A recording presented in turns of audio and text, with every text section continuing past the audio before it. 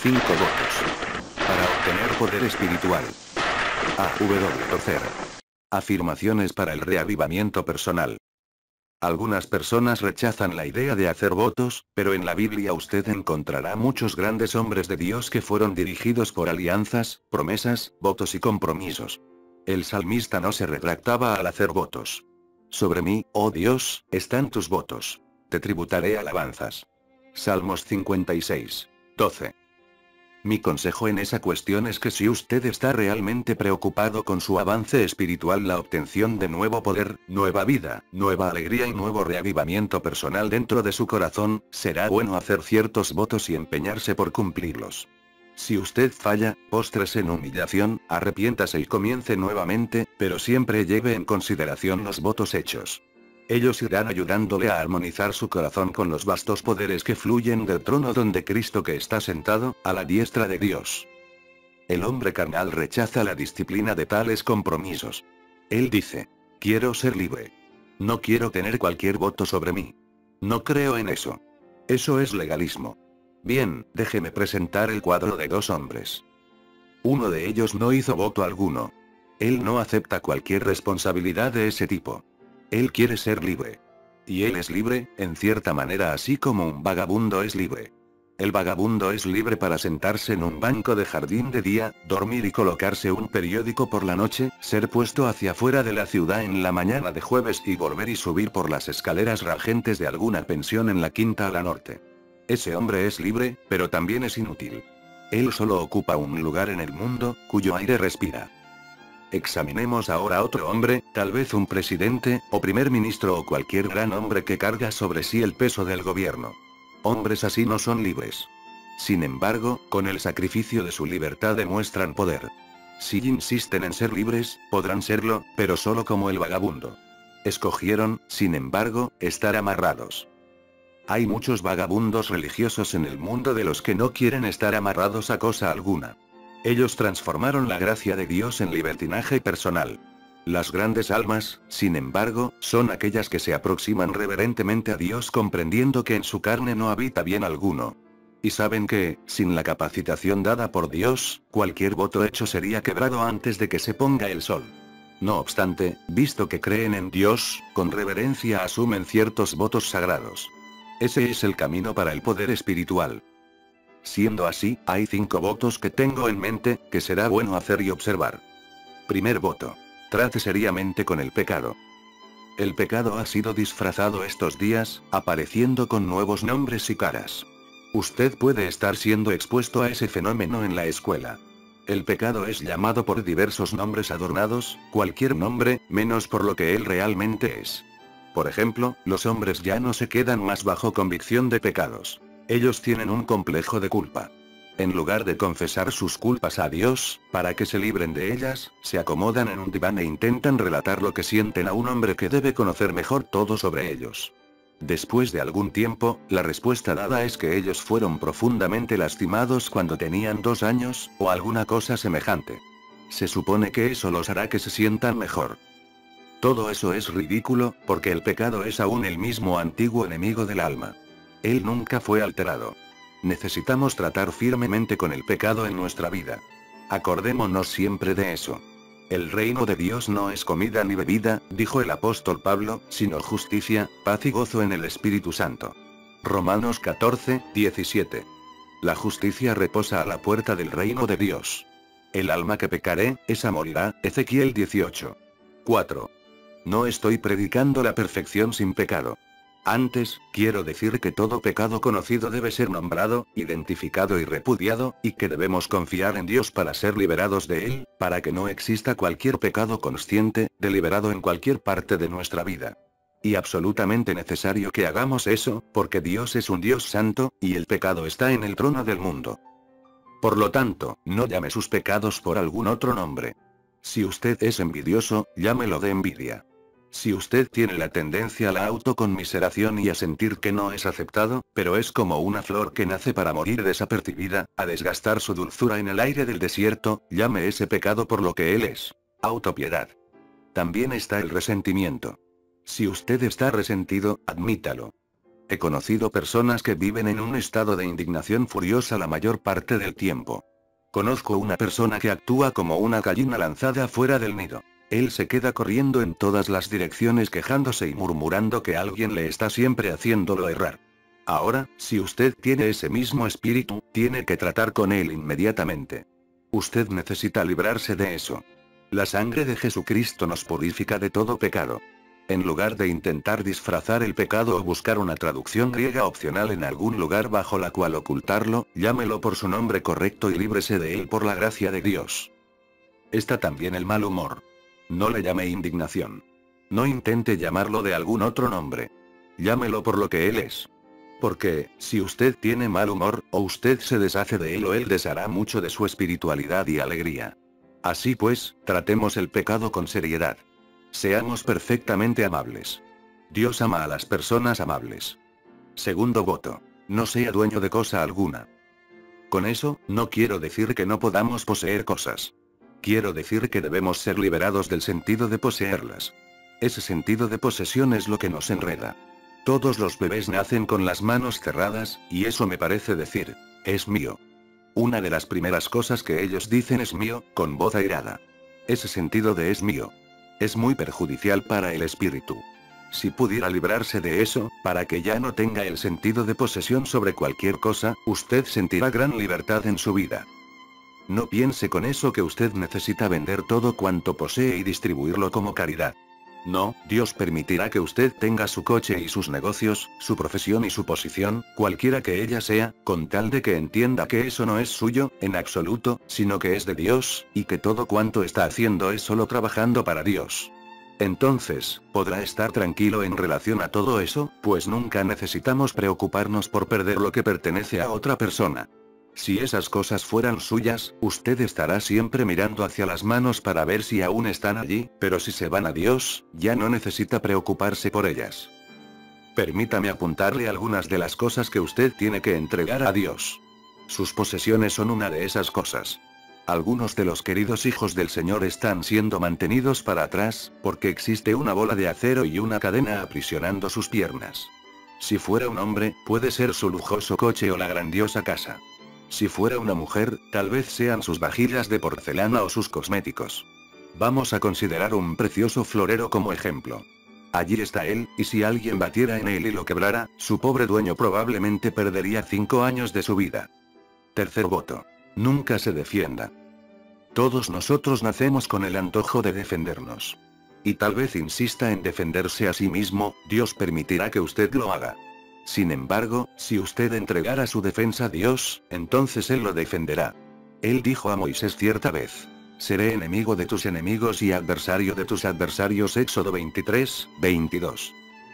Mucho tiempo atrás, el Señor y yo llegamos juntos al capítulo 23 del libro de Éxodo, y Él me mostró ese pasaje. Ya hace 30 años que ella ha sido una fuente de bendiciones preciosas para mí. No tengo que luchar.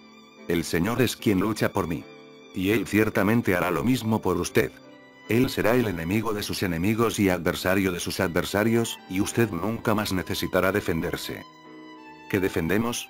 Bien, defendemos nuestro servicio y particularmente, defendemos nuestra reputación. Su reputación es lo que los otros piensan que usted es, y surgirá alguna historia sobre usted, la gran tentación es intentar correr para acabar con ella. Como usted bien sabe, intentar llegar hasta la fuente de una historia así es una tarea inútil.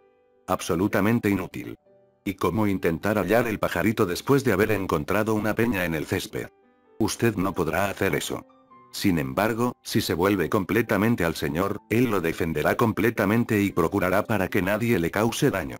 Ninguna arma forjada contra ti prosperará, y condenarás toda lengua que se levante contra ti en juicio. Esta es la herencia de los siervos de Jehová, y su salvación de mí vendrá, dijo Jehová.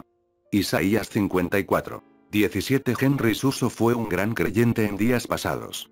Un día, él estaba recogiendo lo que algunos creyentes me han dicho que también están recogiendo: conocer mejor a Dios.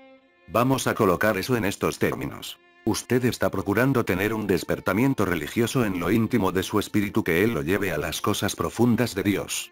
Bien, cuando Henry Suso estaba recogiendo de Dios, algunas personas comenzaron a contar historias malas sobre él, y eso le entristeció tanto que él lloró lágrimas amargas y sintió gran dolor en el corazón. Entonces, un día, él estaba mirando por la ventana y vio un perro jugueteando en la azotea. El animal tenía un trapo por encima de sí, el perro jugaba y saltaba para alcanzarlo, atrapándolo con los dientes, y corría y jugaba muchas veces. Entonces Henry Suso dijo a Dios: aquel trapo es mi reputación, y estoy dejando que los perros del pecado rasguen mi reputación en pedazos, y la lancen por tierra para mi propio bien. Un día de estos, las cosas cambiarán. Y las cosas cambiaron.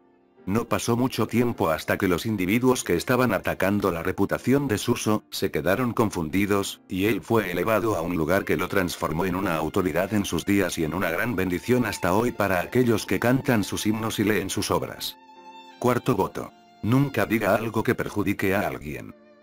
El chisme no tiene lugar en el favor de Dios. Si usted sabe alguna cosa que pueda venir a obstruir o herir la reputación de uno de los hijos de Dios, entiérrela para siempre. Separe un pequeño jardín, atrás de la casa, o algún lugar en alguna parte, y cuando alguien se aproxime a usted con alguna historia de maledicencia, llévela hasta allí y sepúltela, diciendo: aquí yace en paz la historia sobre mi hermano. Dios tomará cuenta de aquella historia. Porque con el juicio con que juzgáis, seréis juzgados, y con la medida con que medís, os será medido. San Mateo 7. 2. Si quiere que Dios sea bondadoso con usted, tendrá también que ser bondadoso con sus otros hijos. Usted dirá: ¿pero eso no es la gracia? Bien, la gracia es que Él lo hizo a usted entrar en el reino de Dios. Y es un favor inmerecido. Sin embargo, después de que usted se sienta a la mesa del Padre, Él espera que pueda aprender cómo comportarse en la mesa. Y Él no le permitirá comer mientras usted no obedece sus órdenes. ¿Y qué orden es esa? Que no cuente historias sobre los hermanos que están sentados a la mesa con usted, no importando dónde se congregan, la nacionalidad o acontecimientos del pasado. Quinto voto. Nunca tome cualquier gloria. Dios es celoso de su gloria y no la dará a nadie. Él no compartirá su gloria con quien quiera que sea. Es muy natural, diría yo, que las personas esperen que tal vez su servicio cristiano les dé una oportunidad de demostrar sus habilidades. Verdaderamente quieren servir al Señor, pero también quieren que los demás sepan que están sirviendo al Señor. Ellas quieren tener reputación entre los santos. Este es un terreno muy peligroso. Tener reputación entre los santos. Es muy ruin buscar reputación en el mundo, pero es peor buscar reputación entre el pueblo de Dios. Nuestro Señor desistió de su reputación, y debemos hacer eso también. Meister Eckhart, en cierta ocasión predicó un sermón sobre la purificación que Cristo hizo en el templo. Dijo él: nada había de errado con aquellos hombres que vendían y compraban allí. Nada había de errado en intercambiar dinero allí. El pecado de ellos se resumía en el hecho de que hacían eso para obtener un logro. Ellos ganaban cierto porcentaje de los que servían al Señor. Y entonces Eckhart hizo la aplicación. Quien quiera que sirva por una comisión, por un poquito de gloria que pueda quitar de ese servicio, es un comerciante, y debe ser expulsado del templo. Concuerdo totalmente con eso. Si usted está sirviendo al Señor y casi sin percibir, tal vez inconscientemente, espera obtener una pequeña comisión de 5%, cuidado. Eso irá a espantar el poder de Dios de su espíritu. Usted necesita determinar que nunca irá a aceptar cualquier gloria, pero sí cuidar para que Dios la reciba toda. Esos 5 votos necesitan ser escritos en nuestra propia sangre. La cosa más simple posible es presentar un mensaje como este. Es realmente difícil poner eso en práctica en nuestra propia vida. Recuerde que esos 5 votos no son alguna cosa que se deba escribir en la tapa de la Biblia, para después, olvidarlos. Necesitan ser escritos en nuestra propia sangre. Tienen que ser votos finales, irrevocables. Que se queden solo en la superficie no es suficiente. No puede ser así. No. Que esos votos vengan de las profundidades de su corazón, de las mayores profundidades de su espíritu. Esos votos son contrarios a la antigua naturaleza humana. Ellos introducen la cruz en nuestra vida. Y nadie jamás pudo retraerse después de haber tomado su cruz, nadie, jamás. Cuando un hombre toma la cruz, ya dijo adiós. Él nunca más volverá. El hombre con la cruz nunca retorna. Cuando hagas esos votos, recuerde. Ellos introducen la cruz en su vida, hieren en el corazón su vida centrada en el ego, y nunca más habrá lugar para retorno. Y digo yo. Ay de los livianos. En Brasil, y tal vez en otros lugares también, muchas personas están diciendo: experimenten a Jesús, experimenten a Dios. Livianos, experimentadores, probadores es lo que ellos son. Son como un conejo que cuenta con 12 agujeros de salida, para que si uno es obstruido, pueda huir por el otro. No. De la cruz no hay lugar para huir. Nadie puede experimentar a Jesús. Él no está a la disposición de nadie para ser probado. Cristo no está bajo prueba. Usted sí está. Yo estoy. Él no. Dios lo resucitó de entre los muertos y para siempre confirmó su deidad, y lo selló y entronizó a su mano derecha como Señor y Cristo. Entréguele todo a Él y notará que su vida comenzará a ser elevada. Usted florecerá de manera maravillosa. Por una vida más poderosa. Sin embargo, si usted, por casualidad, que sea uno de aquellos sobre quien Dios impuso la mano para una vida más profunda, para una vida más poderosa, para una vida más llena, entonces yo pregunto si está dispuesto a hacer una oración como esta: Dios, glorifícate tú aún a pesar de mí. Envíame la situación, cualquiera que fuera, Señor. Yo no establezco el precio. No intentaré volver atrás. Glorifícate tú, Señor. Yo acarrearé con las consecuencias. Ese tipo de oración es simple, pero es profunda, maravillosa y poderosa. Yo creo que si usted pudiera hacer una oración como esa, ella será la rampa de donde podrá ser lanzado a las mayores alturas y a los cielos más azules en las cosas del Espíritu. Segunda parte. Una vida llena del Espíritu. Todo cristiano puede recibir un derramamiento abundante del Espíritu Santo.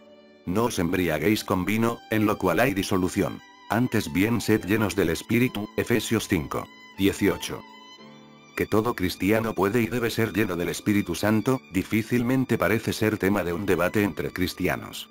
Sin embargo, algunos argumentan que el Espíritu Santo no es para simples cristianos, sino solo para ministros y misioneros.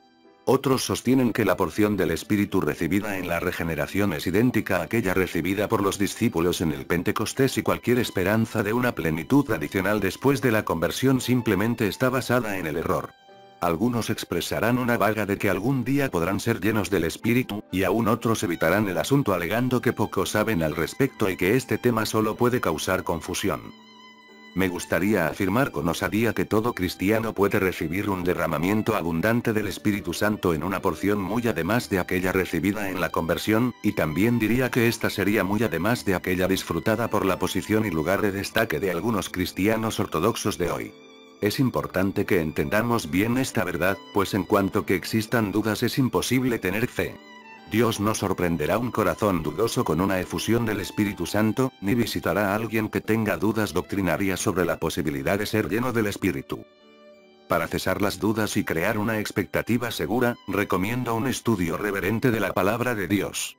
Estoy pronto para basar mi conjetura en las enseñanzas del Nuevo Testamento. Si un examen cuidadoso y modesto de las palabras de Cristo y de sus apóstoles, no llevan a la convicción de que podemos ser llenos del Espíritu Santo en este momento, entonces no veo razón para pescar en otra fuente, una vez que poco importa lo que este o aquel educador religioso dijo a favor o contra esta proposición. Si la doctrina no es enseñada en las Escrituras, inmediatamente no puede ser sostenida por ningún argumento, y todas las exhortaciones a que sean consideradas no tienen valor. No presentaré aquí un caso para la afirmativa. Que aquel que tiene dudas examine la evidencia y si aún llegase a la conclusión de que no hay justificación en el Nuevo Testamento para creer que puede ser lleno del Espíritu, que él cierre este libro y ahórrese del trastorno de continuar leyendo. Lo que digo de aquí para adelante, dice respecto a hombres y mujeres que superaron sus dudas y están convencidos de que cuando cumplen las condiciones, pueden, de hecho, ser llenos del Espíritu Santo. El hombre debe tener la certeza de que desea ser lleno del Espíritu. Antes de ser lleno del Espíritu, el hombre debe tener la certeza de que desea que esto acontezca. Y esta cuestión debe ser llevada en serio. Muchos cristianos quieren ser llenos del Espíritu, pero su antojo es un tipo de sentimiento romántico e indistinto que difícilmente merece ser llamado de antojo. Ellos no tienen idea de cuánto les costaría darse cuenta de esta verdad. Imagínese que estamos conversando con una persona que tiene dudas, algún joven cristiano impulsivo, digamos, que nos buscó para aprender sobre la vida llena del Espíritu. De la manera más gentil posible, consideran la naturaleza intencional de las preguntas, buscaríamos en su alma de la siguiente forma. Usted tiene la certeza de que desea ser lleno de un espíritu que, aunque sea como Jesús en su bondad y amor, pedirá que sea Señor de su vida. ¿Usted está dispuesto a dejar que su personalidad sea controlada por otra, aunque ésta sea el espíritu del propio Dios? Si asume el control de su vida, el espíritu esperará una obediencia incondicional en todo. Él no tolerará en usted los pecados del ego, aunque estos sean permitidos y perdonados por la mayoría de los cristianos. Cuando digo pecados del ego, me refiero a amor propio, autoconmiseración, egoísmo, autoconfianza, fariseísmo, autoexaltación, autodefensa. Usted descubrirá que el espíritu hace firme oposición a las maneras fáciles del mundo y de la masa heterogénea que están dentro de los límites de la religión. Él tendrá celos de usted para su propio bien. Jamás permitirá que usted se comporte con ostentación, vanagloria o exhibicionismo. Colocará el control de su vida lejos de su alcance. Hará que los justos lo prueben, lo disciplinen, lo castiguen por amor a su alma. Podrá privarlo de muchos de aquellos placeres inciertos que otros cristianos disfrutan. Por todo eso, Él irá envolviéndolo en un amor tan inmenso, tan poderoso, tan amplio, tan maravilloso que sus pérdidas parecerán ganancias, y sus pequeños dolores, alegrías. Pero, la carne protestará bajo el fardo del espíritu e irá a censurarlo como un yugo muy pesado para ser cargado. Y usted tendrá permiso para disfrutar del solemne privilegio de sufrir para llenarse de aquello que está por detrás de las aflicciones de Cristo en su carne por amor del cuerpo de Cristo, que es la Iglesia. Delante de esas condiciones, ¿usted aún quiere ser lleno del Espíritu Santo? Si eso parece serio, nos acordemos de que el camino de la cruz nunca es fácil. El brillo y la fascinación que acompañan los movimientos religiosos populares son tan falsos como el resplandor en las alas del ángel de las tinieblas cuando él, por un instante, se transforma en ángel de luz. La timidez espiritual que teme mostrar la cruz en su verdadero carácter no debe ser justificada bajo ninguna razón. Ella puede resultar solo en frustración y tragedia en el final. El deseo de ser lleno del Espíritu debe ser extremadamente profundo. Antes que seamos llenos del Espíritu, el deseo de ser lleno debe ser extremadamente profundo. Debe ser, por ahora, la cosa más importante de la vida, tan intensa, a punto de impedir la entrada de cualquier otra cosa. El grado de plenitud en cualquiera concuerda perfectamente con la intensidad del verdadero deseo. Tenemos tanto de Dios cuanto, en la verdad, nos gustaría tener. Uno de los mayores impedimentos para una vida llena del Espíritu es la teología de la complacencia tan ampliamente aceptada entre los evangélicos de nuestros días. De acuerdo con esta visión, el deseo intenso es una evidencia de incredulidad y prueba de la falta de conocimiento de las Escrituras. Una refutación suficiente de esta posición es suministrada por la propia palabra de Dios y por el hecho de que ella siempre deja de producir la verdadera santidad entre aquellos que la defienden. Por lo tanto, dudo que una persona que ya recibió aquella inspiración divina con la cual nos preocupamos aquí no haya experimentado un momento de profunda ansiedad y agitación interior. El contentamiento religioso siempre es el enemigo de la vida espiritual. Las biografías de los santos enseñan que el camino para la grandeza espiritual siempre fue por medio de mucho sufrimiento y dolor en lo íntimo. La frase el camino de la cruz, aunque aparezca en determinados grupos con el sentido de algo muy bello y hasta agradable, aún significa para el verdadero cristiano lo que siempre significó: el camino del rechazo y de la pérdida. A nadie jamás le gustó una cruz, así como a ninguno jamás le gustó una horca. El cristiano que está a la búsqueda de cosas mejores y que, para su temor, se vio en un estado de total desesperación consigo no necesita sentirse desanimado. El desespero con el ego, cuando es acompañado de la fe, es un buen aliado, pues destruye uno de los enemigos más poderosos del corazón y prepara el alma para la ministración del Consolador. Una sensación de completo vacío, de frustración y de tinieblas puede, que si estemos atentos y conocedores de lo que está aconteciendo, ser el fantasma en el valle de las sombras que lleva a aquellos campos fructíferos de lejos. Si no entendiéramos bien este principio y que resistamos esta visita de Dios, podemos perder por completo todos los beneficios que un Padre celeste y bondadoso tiene en mente para nosotros. Si cooperáramos con Dios, Él llevará los auxilios naturales que nos sirvieron, como la figura de la madre o de una enfermera, por tanto tiempo y nos colocará en un lugar donde no podremos recibir otra ayuda sino la del propio Consolador. Él arrancará aquella cosa falsa que los chinos llaman de faz y nos mostrará cuánto arduamente somos realmente pequeños. Cuando hubiera acabado su obra en nosotros, sabremos lo que nuestro Señor quiso decir cuando dijo: bienaventurados los pobres en espíritu, porque de ellos es el reino de los cielos. San Mateo 5. 3. No se olvide, sin embargo, de que en estas disciplinas arduas no seremos abandonados por nuestro Dios. Él nunca nos dejará ni nos desamparará, ni se quedará airado con nosotros ni nos reprobará. No quebrará su alianza ni cambiará las palabras que salieron de sus labios. Él nos guardará como la niña de sus ojos y celará por nosotros como una madre al cuidar de su hijo. Su amor no fallará aunque esté conduciéndonos a una experiencia tan real y tan terrible de crucifixión de nuestro ego, de modo que solo podemos expresarla por medio del llanto. Dios mío, ¿por qué me has desamparado? Mateo 27, 46. El valor de la experiencia de privación. En este momento, busquemos mantener nuestra teología en este sentido en lo que concierne a todo eso. No hay en esta difícil privación un remoto pensamiento de mérito humano. La noche oscura del alma no conoce un rayo turbio de la luz engañosa del farisaísmo. No merecemos la unción que anhelamos por medio del sufrimiento, ni esta devastación del alma hace con que seamos personas estimadas por Dios ni nos da otro favor a sus ojos. El valor de la experiencia de privación está en su poder de desvincular de los intereses pasajeros de la vida, y en lanzar de vuelta a la eternidad. Sirve para vaciar nuestros floreros terrenales y prepararnos para el infundir del Espíritu Santo. Lo que se llene del Espíritu, por lo tanto, exige que abramos nuestro ser como un todo, que nos sometamos a una muerte interior, que liberemos nuestro corazón de aquel desecho adámico que se acumuló a lo largo de los siglos y abramos todos los compartimentos de nuestro ser para el invitado celestial. El Espíritu Santo es una persona viva y debe ser tratado como tal. Nunca debemos pensar en él como una energía ciega ni como una fuerza impersonal. Él oye, ve y siente como cualquier otra persona. Él habla y oye cuando hablamos. Podemos agradarle, entristecerlo o callarlo como podemos hacerlo con cualquier otra persona. Él responderá a nuestro tímido esfuerzo por conocerlo y vendrá a su encuentro en medio del camino.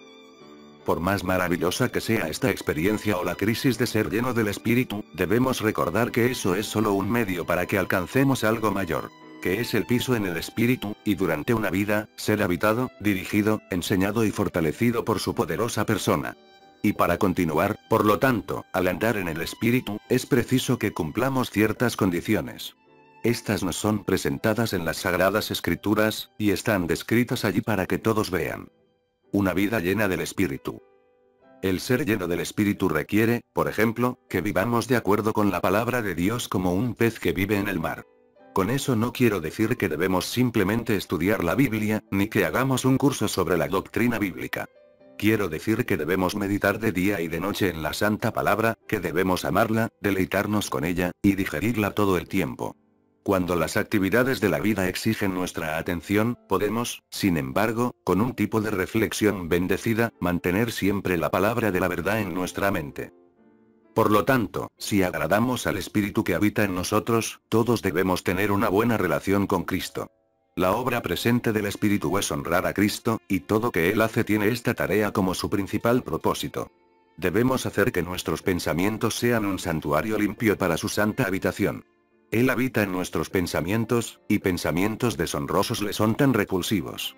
Sobre todo, debemos tener la disposición de fe, que continuará firme por más radical que pueda ser la inestabilidad de nuestros estados emocionales. La vida en la que el Espíritu habita, no es una edición de lujo del cristianismo que debe ser disfrutada por determinados cristianos extraordinarios y privilegiados que, por casualidad, son mejores y más sensibles que el resto. Al contrario, es el estado normal para todo hombre y mujer redimido en todo el mundo. Y el misterio que había estado oculto desde los siglos y edades, pero que ahora ha sido manifestado a sus santos, a quienes Dios quiso dar a conocer las riquezas de la gloria de este misterio entre los gentiles. Que es Cristo en vosotros, la esperanza de gloria, Colosenses 1. 26, 27. Faber, en uno de sus bellos y reverentes himnos, dedicó estas maravillosas palabras al Espíritu Santo. Océano, inmenso océano que fluye, tú eres el amor que no tuvo principio. Estremezco en mi alma, siento el mover de tus aguas. Tú eres un mar sin playa. Tremendo e infinito tú eres. Un mar que puede limitarse dentro de mi pequeño corazón. Tercera parte. El llamado más alto. Si Dios lo ha llamado a usted para que sea verdaderamente como Jesús con todas las fuerzas de su espíritu, Él lo estimulará para que lleve una vida de crucifixión y de humildad y le exigirá tal obediencia que usted no podrá imitar a los demás cristianos, pues Él no permitirá que usted haga lo que hacen otros, en muchos aspectos.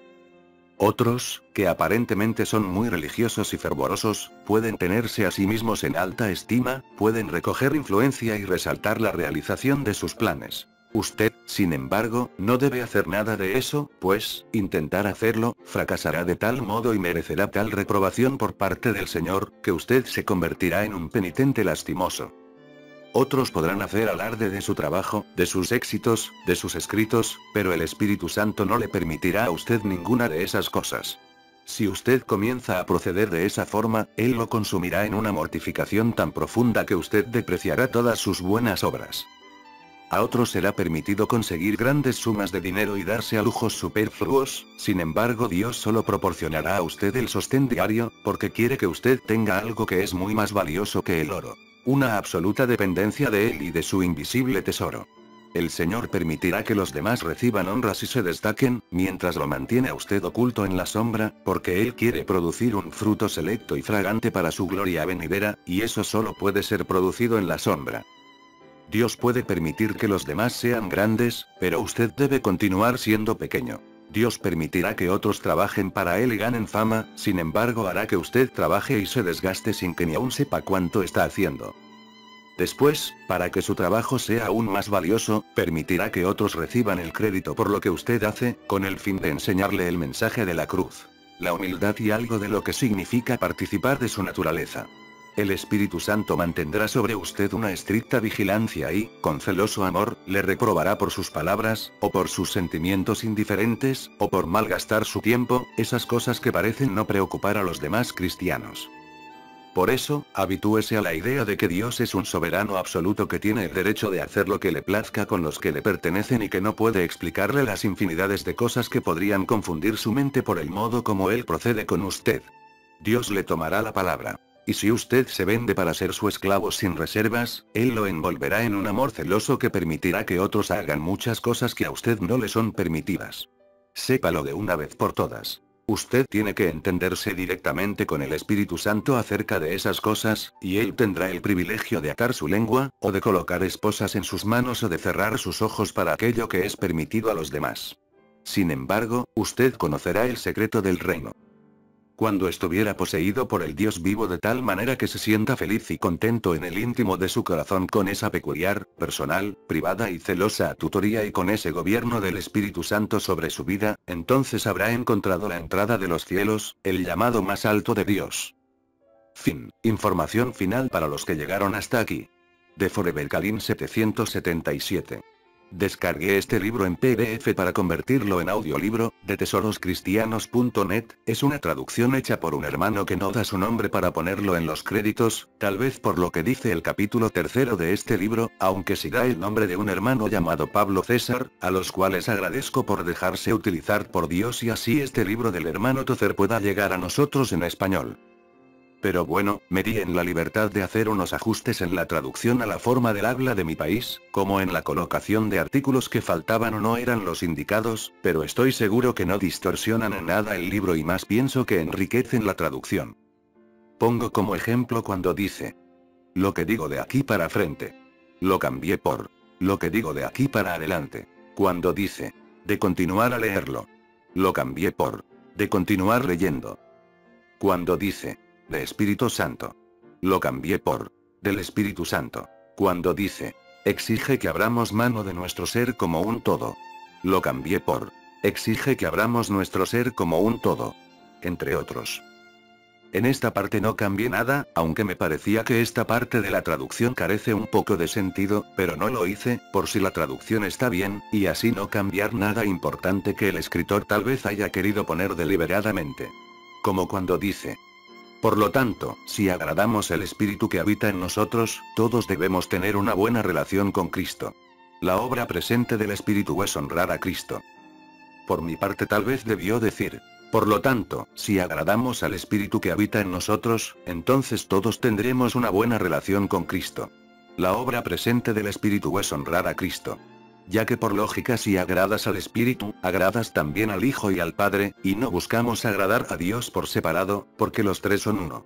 Pondré el link de descarga del libro en PDF de Tesoros Cristianos en la descripción, para que lo puedan descargar y así también hallen más libros de inspiración como lo es este. Bendiciones, Cristo viene.